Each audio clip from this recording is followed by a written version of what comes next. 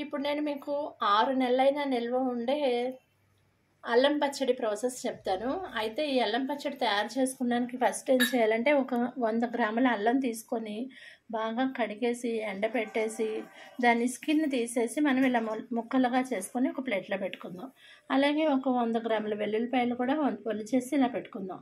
అయితే దీనికి ఒక పావు కేజీ బెల్లం పడుతుంది. బెల్లం పావు కేజీని ఇలా కోరేసి పక్కన పెట్టుకుందాం. అలానే ఒక పావు కేజీ చింతపండుని ఒక గ్లాసు వేడి నీళ్ళు బాగా మరగపెట్టి ఆ వేడి నీళ్ళలో ఈ చింతపండు వేసేయాలి. అర్థమైంది కదా? ఒక పెద్ద గ్లాసు నిండా నీళ్లు తీసుకొని ఒక గిన్నెలో పోసుకోండి. అది బాగా వెచ్చపెట్టండి. బాగా మరిగిన తర్వాత ఒక పావు కేజీ చింతపండు తీసి వేయండి. అలానే సాల్ట్ను కూడా ఒక 100 గ్రాముల సాల్ట్ తీసుకోండి. అలానే ఒక 100 గ్రాముల కారం తీసుకోండి. అంతేనండి, చాలా ఈజీ. పావు కేజీ చింతపండుని ఒక పెద్ద గ్లాసు నీళ్ళల్లో మరగపెట్టిన నీళ్ళల్లో వేసి ఉంచేయాలి. అలా నానుతూ ఉంటుంది.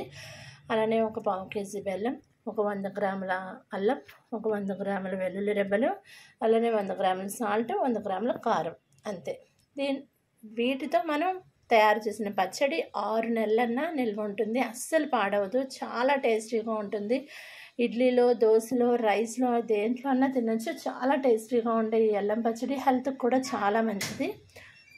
రెడీ చేసి పెట్టుకున్నాం కదా. ఇప్పుడు మనం అల్లం ముక్కలు తీసుకొని మిక్సీ జార్ బాగా తుడిచేసి పొడి మిక్సీ జార్ తీసుకొని దాంట్లో ఈ అల్లం ముక్కలు వేసుకొని మిక్సీ పట్టేద్దాం. సరే, అల్లం ఇలా పేస్ట్ అయిపోయింది కదా. ఇప్పుడు మనం చింతపండు నానబెట్టుకుని ఉంచుకున్నాం కదా, వేడి నీళ్ళలోనే నానబెట్టండి, అప్పుడే నిల్వ ఉంటుంది. సో ఆ చింతపండు గుజ్జును తీసుకొని మనం ఈ అల్లం పేస్ట్లో వేసేసి మళ్ళీ మిక్సీ పట్టేద్దాం. అల్లము ప్లస్ చింతపండుని మిక్సీ పట్టేసాం కదా, దాన్ని ఇలాగా ఒక బౌల్లో వేసేసుకుందాము. తర్వాత మళ్ళీ మిక్సీ జార్లో ఏం చేద్దామంటే ఓన్లీ బెల్లాన్ని తీసుకొని మిక్సీ పట్టేద్దాము. బెల్లాన్ని కూడా మనం మిక్సీ పట్టేసాం కదా, దాన్ని కూడా ఈ మిక్సీ మనం అల్లం ప్లస్ చింతపండు పట్టిన బౌల్లోనే ఇది కూడా వేసేద్దాము, బెల్లాన్ని కూడా. ఇప్పుడు సాల్ట్ కూడా వేసేద్దాము.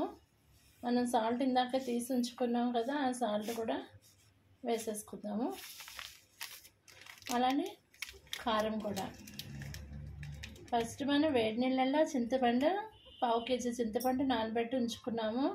అలానే పావు కేజీ బెల్లం తీసుకున్నాము, 100 గ్రాములు సాల్ట్, 100 గ్రాముల కారం, అలానే ఒక 100 గ్రాముల అల్లం, ఒక 100 గ్రాములు వెల్లుల్లిపాయలు రెబ్బలు ఒలిచి ఉంచుకున్నాము. ఇప్పుడు కారాన్ని కూడా ఒక 100 గ్రాములు తీసుకొని కారం కూడా ఇందులో కలిపేయచ్చు. ఇప్పుడు కారాన్ని కూడా తీసి మనం వేసేసుకుందాము. 100 గ్రాముల కారాన్ని కూడా తీసి ఇందులో వేసేసుకోవాలి. వేడి నీళ్ళల్లో మనం చింతపండు నానబెట్టాం కదా, ఆ చింతపండు నీళ్ళు ఉంటాయి కదా, ఇందాక మనం చింతపండు గుజ్జుని మాత్రమే అల్లంతో పేస్ట్ మిక్సీ చేసాము. ఇప్పుడు ఇలా వాటర్ ఉంటాయి కదా, ఆ వాటర్ తీసి మళ్ళీ ఇందులో మనం వేసేయాలి. వేడి నీళ్ళు వేసి ఇప్పుడు మనం స్పూన్తో ఇవన్నీ కలుపుకోవాలి.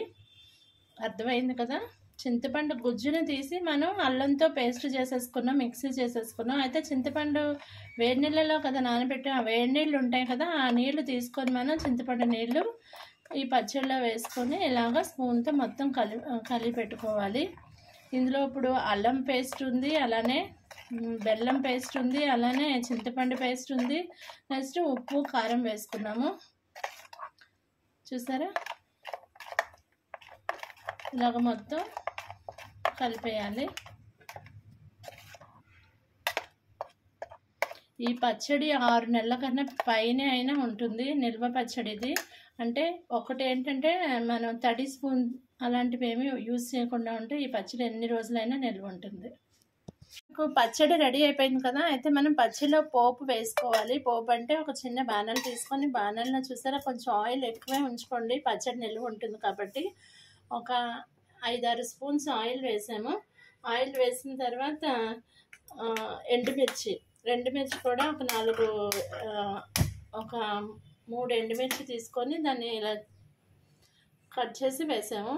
ఇప్పుడు ఇవి కొంచెం వేడెక్కిన తర్వాత మనకు కావాల్సింది ఇంకేంటంటే ఆవాలు 1 టేబుల్ స్పూను, అలానే మెంతులు 1 టేబుల్ స్పూన్ తీసుకోవాలి. నెక్స్ట్ ఇందాక మనం ఒలిచి పెట్టుకున్న వెల్లుల్లిపాయ రెబ్బలు ఉన్నాయి కదా, అవి కూడా మనం ఇప్పుడు పోపులో వేసేసుకోవాలి. ఇవి కొంచెం హీట్ అయిన తర్వాత వేసుకుందాము. ఇప్పుడు మనకు అల్లం పచ్చడి రెడీ అయిపోయింది కదా. ఇలా మనం రెడీ చేసేసుకున్నాం కదా అల్లం పచ్చడిని. ఈ అల్లం పచ్చడిలో ఇప్పుడు మనం పోపు వేసుకోవాలి. అయితే పోపు వేయడానికి ఒక 2 స్పూన్స్ ఆయిల్ తీసుకున్నాను, ఎందుకంటే ఇది నిల్వ ఉంటుంది కాబట్టి కొంచెం ఆయిల్ ఎక్కువే వేసుకోవాలి. దాంట్లో ఒక 3 ఎండుమిర్చిని కట్ చేసి వేసుకున్నాను. అలానే దీనికి పోపు కావాల్సింది ఆవాలు అండ్ మెంతులు, ఈ 2 కూడా వేసేసుకోవాలి. వేసేసి ఇవి కొంచెం పోపు వేడెక్కిన తర్వాత లైట్ బ్రౌనిష్ వచ్చిన తర్వాత ఈ పచ్చళ్ళు వేసేసుకొని ఆల్రెడీ మనం వెల్లుల్లిపాయ రెబ్బలు ఒలిచి పెట్టుకున్నాం కదా, ఆ వెల్లుల్లి రెబ్బలను కూడా ఈ పచ్చళ్ళలో మనం మిక్స్ చేసేసుకోవాలి. అర్థమైందా? ఆ వెల్లుల్లి రెబ్బల్ని మనం పోపులో వేయక్కర్లేదు. ఆవకాయ వాటిల్లో మనం ఎలా కలుపుకుంటాము అలా పచ్చళ్ళలో వెల్లుల్లి రెబ్బలను కలిపేసుకోవటమే. చూడండి, ఇలా వెల్లుల్లిపాయలు మనం ఒలిచి పెట్టుకున్నాం కదా, ఈ వెల్లుల్లిపాయలని తీసి మనం ఇలా పచ్చడిలో కలిపేసుకోవాలి. దీన్ని వేయించక్కర్లేదు, కానీ పోపు మాత్రం వేసుకోవాలి. ఎండుమిర్చి, ఆవాలు అండ్ మెంతులతో పోపు మాత్రం వేసుకోవాలి. ఇవి కొంచెం వేడెక్కిన తర్వాత మనం పచ్చడిలో వేసేసుకోవటమే. చూడండి, పోపు బాగా వేడెక్కింది కదా, కొంచెం లైట్ బ్రౌనిష్ వచ్చింది. ఇప్పుడు మనం ఈ పచ్చడిలో తీసి పోపుని వేసేసుకోవటమే. కానీ వెల్లుల్లి రెబ్బల్ని మాత్రం మనం వేయించుకోలేదు. అర్థమైంది కదా, మనం ఆవకాయలు ఎలా వేసుకుంటామో అలాగా డైరెక్ట్ పచ్చడిలో వేసేసుకోవటమే. ఇది ఒక రోజు తర్వాత తినండి, చాలా టేస్టీగా ఉంటుంది. సో మీరు కూడా ఈ నిల్వ అల్లం పచ్చడిని చేస్తారని అనుకుంటున్నాను. నా వీడియోస్ నచ్చినట్లయితే మీ ఫ్రెండ్స్కి, మీ రిలేటివ్స్కి షేర్ చేయండి. నా వీడియోస్ లైక్ చేసి నా ఛానల్ని సబ్స్క్రైబ్ చేయండి. Thank you for watching my videos. Please like, share and subscribe to my channel. ఈ అల్లం పచ్చడి చాలా ఫేమస్. అంటే ఎన్ని రోజులైనా నిల్వ ఉంటుంది కాబట్టి మనం ఇలా చేసుకుని ఉంచుకుంటే ఇడ్లీలోను, దోశలోను వేసుకుని తినచ్చు.